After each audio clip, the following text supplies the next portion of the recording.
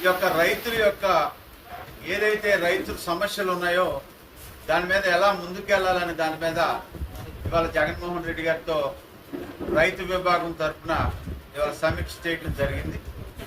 ఆ సమీక్షలో జగన్మోహన్ రెడ్డి గారు ఇవాళ వైఎస్ఆర్ కాంగ్రెస్ పార్టీలో ఉన్న రైతు విభాగానికి సంబంధించిన కార్యకర్తలకి అలాగే ఈ రాష్ట్రంలో ఉన్నటువంటి రైతులకు కూడా ఏ రకమైనటువంటి మనం మేలు చేయాలి, ఇవాళ రైతులకి మనం ఏ విధమైనటువంటి ఇప్పుడు మన ప్రభుత్వం 5 ఏళ్ళు పరిపాలించినప్పుడు మనం ఏ విధంగా ఇన్పుట్ సబ్సిడీ కానీ అలాగే ఆర్బీకే కేంద్రాలు కానీ అలాగే ఇన్సూరెన్స్ స్కీమ్స్ కానీ ఇవాళ వరదలు వచ్చిన సమయాల్లో ఇవాళ రైతు భరోసా కానీ ఏ విధంగా మనం ఇచ్చాం, అలాంటి ఇప్పుడు ఎందుకు అమలు కావట్లేదు?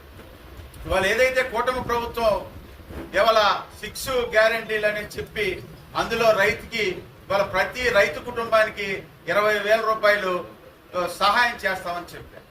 ఇవాళ మేనిఫెస్టోలో పెట్టారు.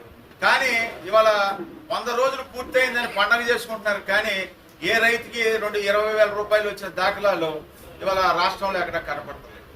అలాగే ఇవాళ ప్రీమియం మీద 1563 కోట్లు ఇవాళ భారం రైతులకు పడింది. అలాగే రైతు భరోసా కింద లేదా రైతు సాయం కింద 164 కోట్లు ఇంకా ఎవరికి కూడా రైతులకు అది ఇవాళ ఇప్పుడున్న ప్రభుత్వం ఎత్తేసిన దాఖలాలు కనపడుతున్నాయి. ఆర్బీకే కేంద్రాలనే మళ్ళీ ఇదివరకు ఆర్బీకే కేంద్రాల ద్వారాగా మనకి ఎరువులు కానీ ధాన్యం కానీ ఇలాగా మన గ్రామ సచివాలయాల్లో పంట నమోదు కార్యక్రమాలన్నీ కూడా జరిగి ఒక సిస్టమ్ అనేది మనం ఏర్పాటు చేసాం. ఆ సిస్టమ్ అంతా ఏమవుతుంది ఏంటనేది ఇంకా ఈ 100 రోజుల్లో ఎటువంటిది అమలు అవుతుంది అనేది కూడా తెలియదు. అలాగే ఎన్నికల ముందు ఇవాళ aqua zone non aqua zone లేకుండా ఆ జోన్లకు సంబంధం లేకుండా ప్రతి ఎకరానికి రూపాయన్నర విద్యుత్ సబ్సిడీ ఇస్తామని చెప్పి కూటమి ప్రభుత్వం హామీ ఇచ్చడం జరిగింది.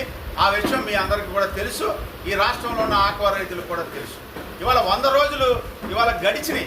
వాళ్ళు కూటమి ప్రభుత్వం ఏర్పడి 100 రోజులు గడిచినా కూడా రైతు యొక్క ఏదైతే ప్రామిస్ చేశారో రూపాయన్నర సబ్సిడీ అనేది ఆ 100 రోజుల్లో ఏ ఒక్క రోజు కూడా దాని విషయమై ఏ కూటమిలో ఉన్నటువంటి ఏ నాయకుడు కూడా మాట్లాడిన దాఖలు ఉన్నాయి. ఇదిగా ఇవాళ అసెంబ్లీలో అడుగుపెట్టినటువంటి వ్యక్తులు, పెద్ద మనుషులు, నాయకులు ఇవాళ కుక్కలతో రైతులు పోల్చడం అంటే రైతుల పట్ల వాళ్ళకు ఉన్నటువంటి చిత్తశుద్ధి ఏంటి, రైతుల పట్ల ఉన్న వాళ్ళకు ఉన్నటువంటి మమకారం ఏంటి? ఏదైతే మీరు రైతులకు ఇచ్చిన ప్రామిసులు ఉన్నాయో, ఇటు ఆక్వా రైతులు కానీ, ఇటు వరి రైతులు కానీ, అటు చెరుకు రైతులు కానీ, లేదా అపరాల రైతులు కానీ, పామాయిల్ రైతులు కానీ, ఏదైతే సాగు చేసినటువంటి ప్రతి రైతుకి కూడా మేలు చేసే విధంగా ఈ వైఎస్ఆర్ కాంగ్రెస్ పార్టీ పోరాటం చేస్తుందని, ఏదైతే మీరు 6 గ్యారంటీలో ఏదైతే రైతు విభాగంలో రైతులకు ప్రామిస్ చేశారో ఆ ప్రామిసులన్నీ నిలబెట్టుకోవాలని, లేని పక్షంలో ఈ రాష్ట్రంలో ఉద్యమ దిశగా వైఎస్ఆర్ కాంగ్రెస్ పార్టీ రైతుల తరఫున పోరాటం చేసి రైతులను ఆదుకునే విధంగా ముందుకెళ్తామని మీ అందరికీ కోరుకుంటూ మీ అందరికి కూడా తెలియజేసుకుంటూ రైతులందరూ కూడా సుఖ సంతోషాల్లో భవిష్యత్తులో ఎటువంటి ప్రకృతి విపత్తులు జరగకుండా మంచిగా ఇంకా భవిష్యత్తు అంతా కూడా మంచి పంటలు పండి పిల్లబాబులతో సంతోషంగా ఉండాలని మీ అందరి తరఫున ఈ రైతు సోదరులందరినీ కోరుకుంటూ మీ అందరి తరఫున మీరు పడుతున్నటువంటి ఈ కష్ట నష్టాలని జగన్మోహన్ రెడ్డి గారి దృష్టికి తీసుకొచ్చి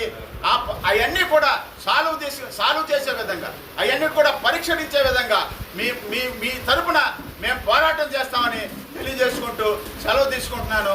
జై హింద్, జై జగన్.